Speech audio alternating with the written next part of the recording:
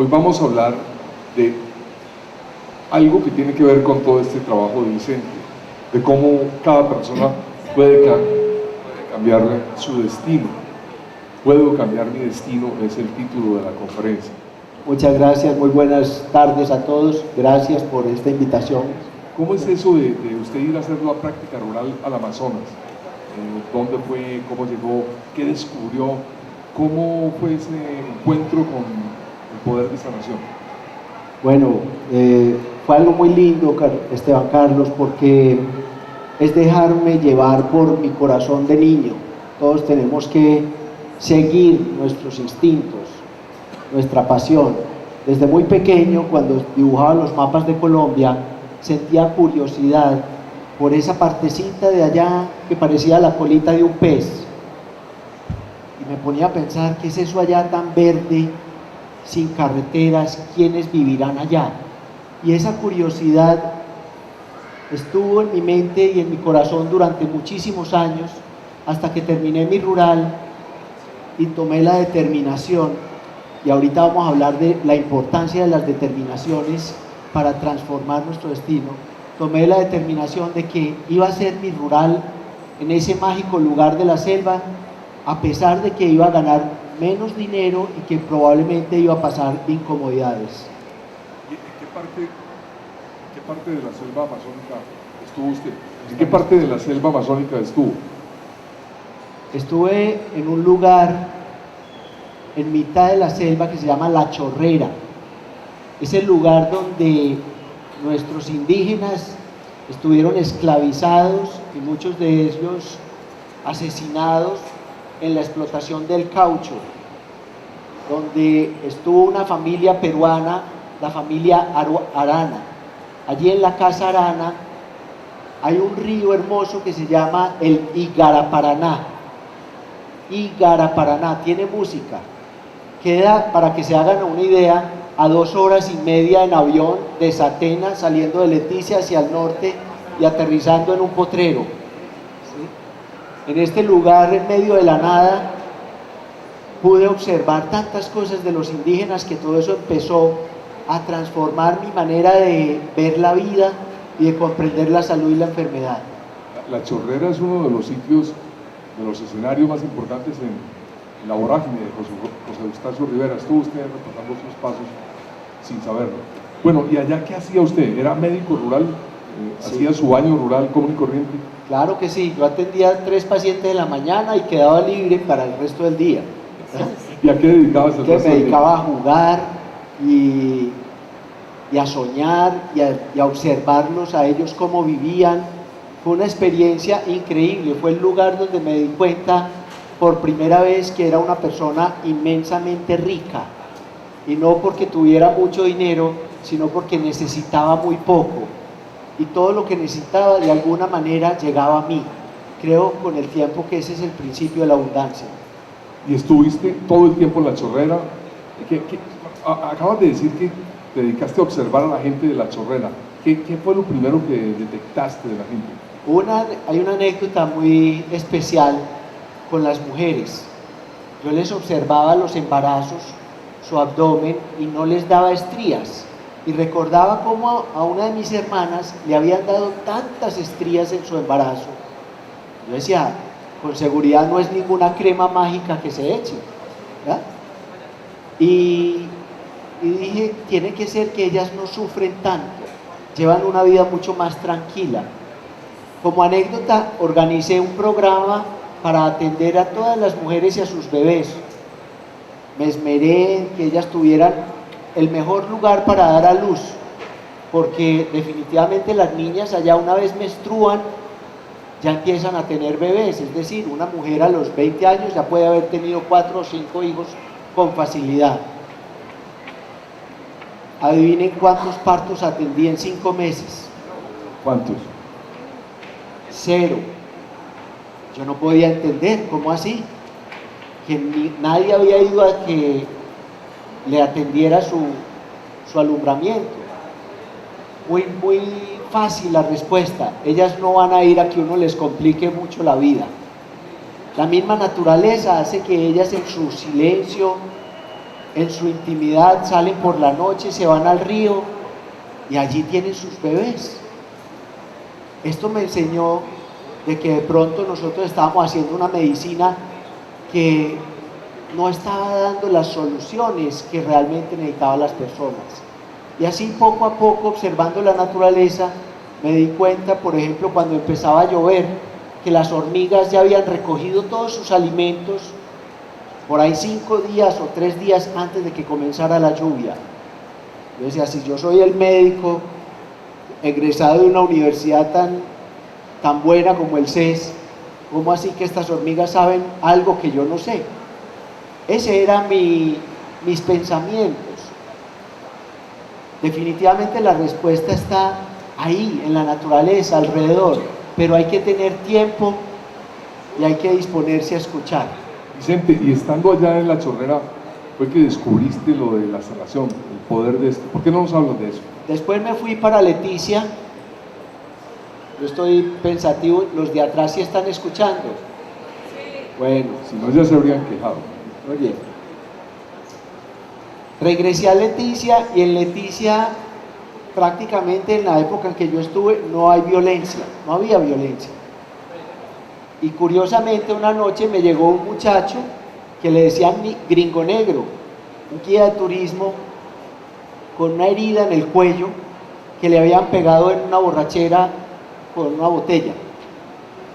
Yo le dije que tranquilo, que yo lo iba a operar, que todo iba a salir bien. Él me amenazó con una palabra bastante amenazante, además me dijo, si me dejas morir te mato.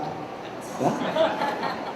Yo no entendí todavía las consecuencias de semejante amenaza y precisamente en medio de la cirugía se me estaba muriendo Gringo Negro y al mismo tiempo yo me estaba también muriendo del susto.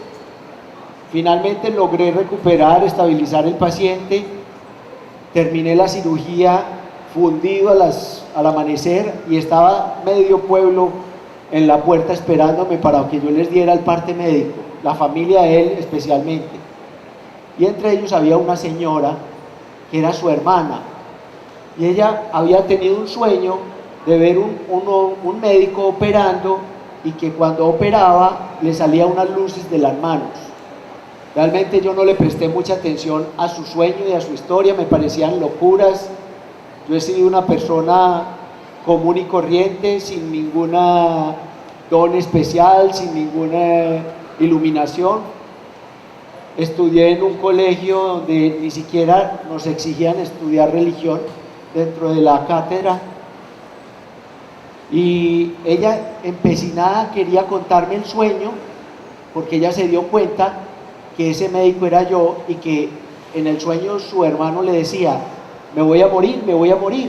Y ella le dijo, tranquilo, no te vas a morir, este médico te va a ayudar. A los días de tanto insistir, ella me regaló un librito de 40 páginas, se lo recomiendo. No recomiendo mucho leer en exceso porque hay que vivir más. Y se llama A los pies del maestro, de Krishnamurti. Yo lo leí y cuando dijeron que para poder estar en este camino había que tener ausencia de deseo, lo cerré. Me pareció una locura. Sí, eso no era para mí, y menos en esa etapa de mi vida. Ella luego me invitó a una meditación. Yo no tenía idea qué era eso con qué se come, qué hay que hacer, nada. Simplemente me dijo que tenía que ayunar. Yo le dije, ¿qué es ayunar? Me dijo, no debes de comer durante un día. Me pareció un esfuerzo enorme, pero yo estaba dispuesto porque precisamente en esa época quien era mi novia se había ido para Vancouver, para Canadá. Imagínate, Esteban Tú en Carlos, Leticia y ella en Vancouver. ella enviándome Amor de postal. lejos. Amor de 4. Sí. Esta, Amor de pendejos.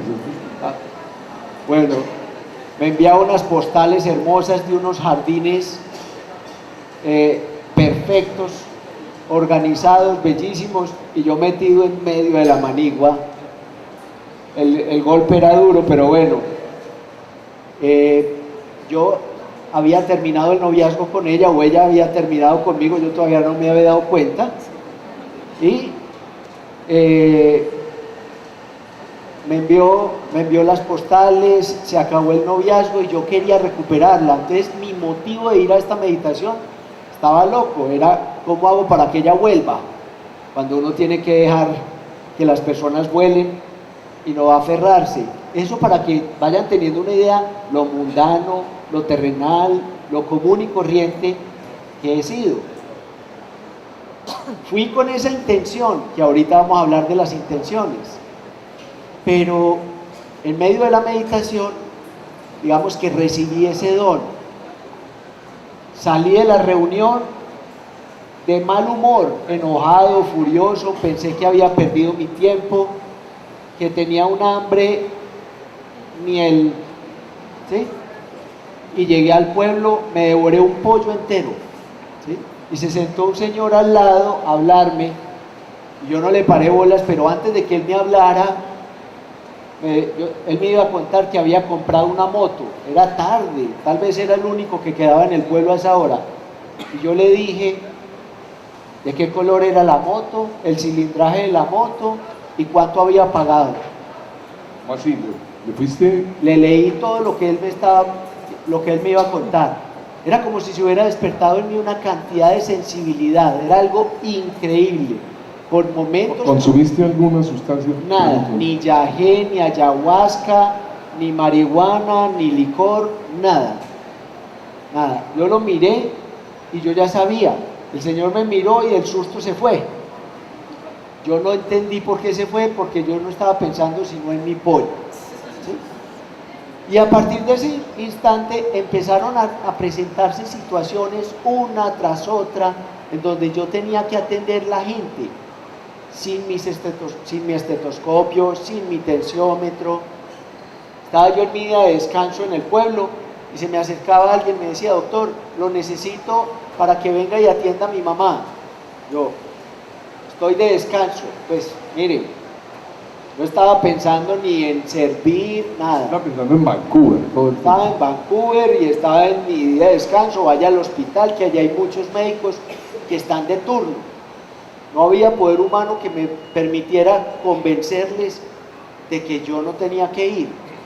Allá tenía que estar yo. Llegaba a una casita, un ranchito, y desde que yo llegaba a la puerta ya sabía qué tenía la persona, pero no por el ojo clínico, sino porque me llegaba toda la información: tiene esto, esto, esto y esto, y tienes que hacer esto.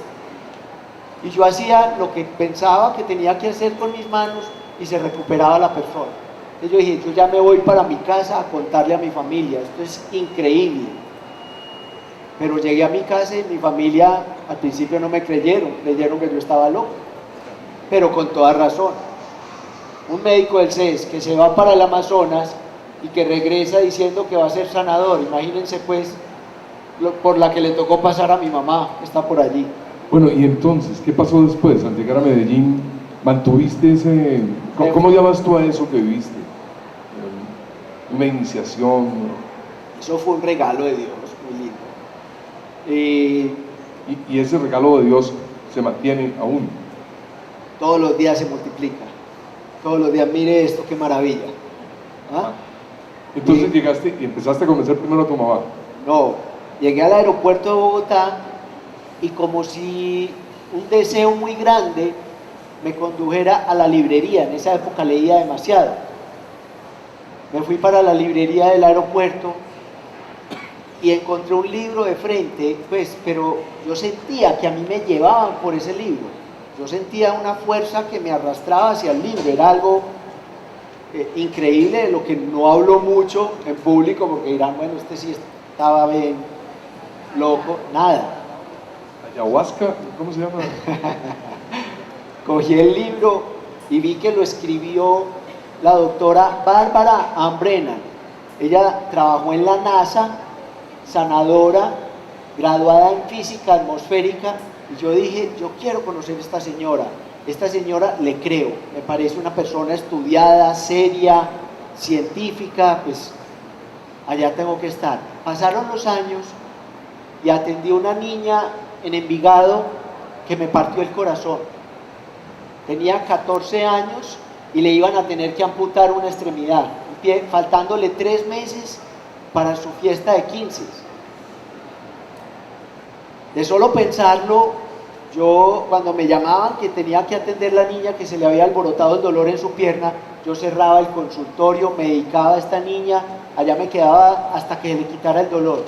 Y ahí me iba a la casa a descansar o al consultorio si todavía lo había hecho rápido, si todavía llegaba rápido al consultorio. Y así fue durante un mes. Al mes esta niña se alivió y se le salvó el pie. Y el papá me dijo: Vicente, ¿qué quieres? Pídeme lo que quieras. Yo le dije: quiero ir a Nueva York a conocer a Bárbara Ambrena. Cogió el teléfono, pidió los tiquetes, reservó el hotel y allá estuve en una conferencia que ella organizó a nivel mundial con gente de todo el mundo. Yo era el único colombiano allá y vi que lo que ella hacía era lo que yo estaba haciendo y entendí que eso era lo que yo quería hacer por el resto de mi vida, y desde entonces no he parado de sanar, de ayudar a la gente a sanar, porque Dios es quien sana y cada uno es el que se sana. Uno simplemente es un facilitador de ese proceso. Les te cuento, por encima he visto más o menos 50.000 personas y he tenido la oportunidad de estar en muchísimas empresas a nivel nacional y en algunos otros países. Estoy feliz de estar aquí. ¿En qué año visitaste a la doctora Bárbara? Eso fue por ahí en el 94. Y desde entonces, ese regalo de Dios ya se te convirtió en algo más coherente con tu pasado científico, por decirlo así. Sí, ya yo empecé a organizar y yo dije: no, lo que pasa es que a la medicina le está faltando todo este componente energético, espiritual, oriental, y empecé a trabajar y a desarrollar mis propias técnicas y hago un trabajo junto con el paciente en donde les ayudo a comprender el significado de la enfermedad y cómo ellos pueden lograr mejorar y vivir una vida plena. ¿En qué consiste ese trabajo mutuo con el paciente? Eso es, yo diría que ese es el arte de vivir. La enfermedad simplemente es un olvido, es que nos hemos desconectado de lo que verdaderamente somos, nos desconectamos del corazón, nos olvidamos del camino, nos apartamos de la verdad, hemos vivido de una forma desordenada, por no decir caótica, y todo eso nos lleva a estar enfermos. Y sanar es volver al alma, es volver a conectarse con su esencia, es perdonar, son muchas cosas que se hacen durante una consulta, pero lo lindo es que eso fluye, eso es como una danza, como un vals. Los orientales lo llaman la danza de Shiva, la danza del cosmos. Y cuando uno empieza a bailar, uno lo único que sigue es el ritmo de la creación, de la vida, de la naturaleza. Y así es como uno se va volviendo a curar. Bueno, y ¿Me cuento un ejemplo? Sí, claro, por favor. Para que eso no les quede por allá tan imaginario. Hay un caso muy lindo de mi amiga, voy a decir su nombre, ¿no? Porque ella ha salido en programas de televisión, Astrid. Ella llega a mi consultorio con un cáncer hepático. Imagínate, en el hígado, cuando uno le da un cáncer en el hígado, los médicos le decimos: empaque rapidito que usted ya está de salida, casi de forma muy fría, pero hay que decirle al paciente: aquí no hay mucho que hacer. Cuando yo la miré, en esa época tal vez no tenía la experiencia que hoy tengo, le dije: tú estás llena de rabia, estás llena de ira. Ella dice que ella no sabe cómo volvió por segunda vez, que ella me vio así chiquitico, yo no soy muy alto, pero me vio más chiquitico. Me dio un ataque de rabia. De rabia, me dijo: estás llena de ira. Me dijo: usted ni siquiera me conoce. Ella era una mujer supremamente alegre, una mujer, yo diría, eufórica. Entonces, ¿usted con qué derecho me dice a mí que estoy lleno de rabia? Estoy llena de rabia. Dice: yo no sé, yo sé que usted está llena de rabia. Al tercer día me cuenta su historia de que a ella le asesinaron un hijo adolescente y que su esposo, un alto ejecutivo bancario, se alcoholizó a partir de ese instante porque no pudo con la pena moral. Y en menos de un año ella había perdido a su hijo y a su esposo. ¿Y el alcohol dónde se metaboliza? Y la rabia también, ¿sí? Muchas de ellas se metabolizan en el hígado. Todo eso estaba allí y le estaba produciendo un cáncer. A la tercera cita, cuando ya había un poco más de confianza, esta mujer en la camilla lloraba como una loba, en el buen sentido de la palabra, herida en medio del desierto. Aullaba a los gritos de su dolor, y cada vez que salía ese dolor, ella iba recuperando el color de su piel, que ya estaba en ese tinte ictérico, es decir, amarilloso del hígado ya dañado, y se iba volviendo una mujer nuevamente rozagante, y ya han pasado más de 10 años. Vicente, perdóneme, es increíble la historia. ¿Usted ha confrontado eso con otros médicos que no hayan recibido regalos de Dios, que no hayan estado en el Amazonas, que no crean en lo que usted cree?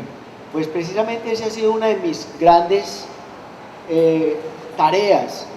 Yo soy socio de la Clínica Las Américas, trabajé allí 15 años en mi consultorio, ahora trabajo en la Clínica El Rosario del Tesoro, y menciono esto es porque he querido estar al lado de ellos, para que ellos vean que se logran cosas de otra forma distinta. Muchos de los médicos que trabajan en terapias alternativas están en lugares aislados a las instituciones de salud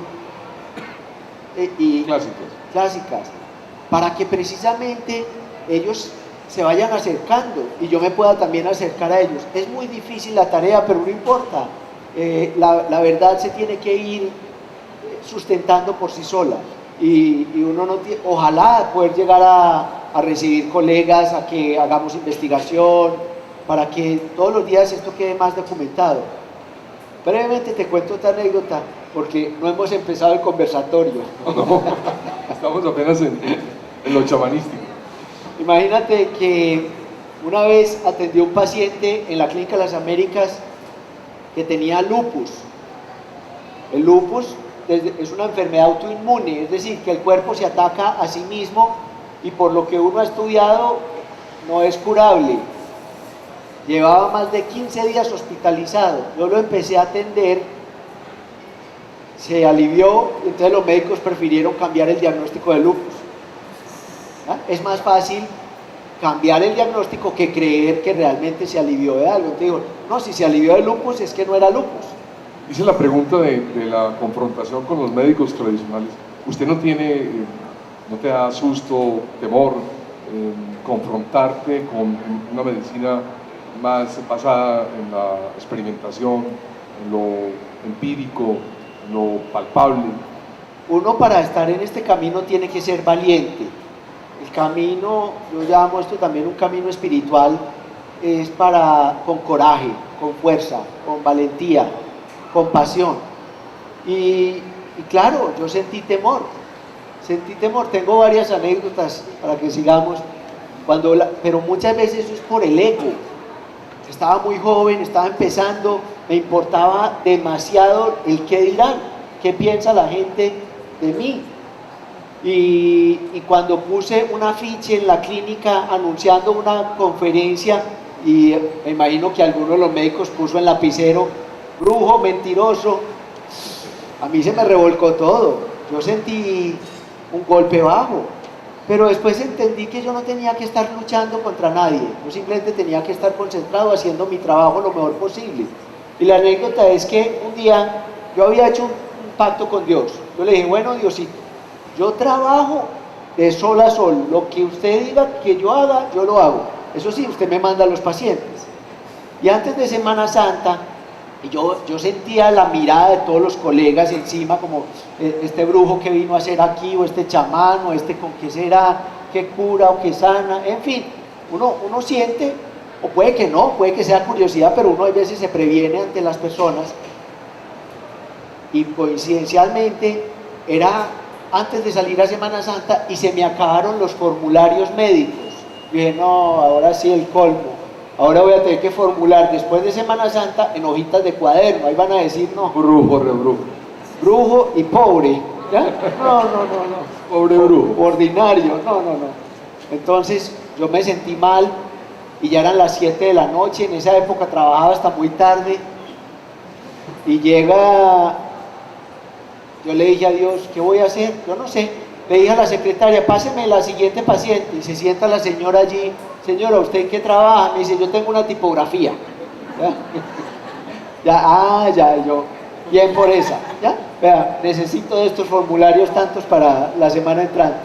Entonces, es en la vida como fluye. Bueno, y con toda esa práctica médica tan curiosa, tan insólita, ¿cómo llegaste al tema del conversatorio? Siempre había una excusa para quedar de segundos, de terceros. Yo decía, pero ¿cómo así? La gente cree que todo es buena suerte o mala suerte. Y mire, ¿de qué se sostiene la salud? Del juego del azar, ¿no? Qué ironías, qué paradojas. Entonces yo decía, ¿cómo así? El éxito o triunfar o ser capaz de transformar una enfermedad, entre comillas, terminal, para llegar a aliviarse, no puede ser el resultado del azar, del destino. La gente es feliz repitiendo una cantidad de dichos. Ay, no, es que no te convenía. ¿Sí? Entonces, son una cantidad de pensamientos, y me disculpan, de mediocridad. Y en medio de la mediocridad, la gente se acomoda y se queda ahí en un estado de confort. No, hay que encontrar la manera de materializar lo que uno se sueña, lo que uno quiere, sin importar si es algo material. Si usted quiere ser muy rico y eso es lo que usted quiere, lo puede lograr a través de los 5 pasos que vamos a hablar hoy. Y si usted lo que quiere es ser una persona muy humilde, muy generosa, muy amorosa, también lo puede lograr. Es decir, no importa si su sueño es de índole material o de índole espiritual, usted lo debe de alcanzar.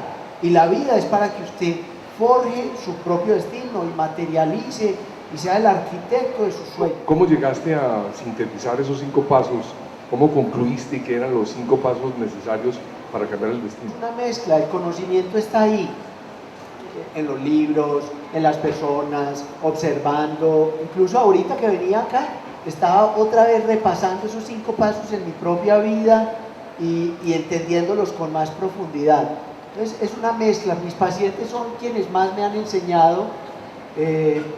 Dios es el que me inspira cada día, cada amanecer, cada instante, y las personas. Entonces vamos paso por paso.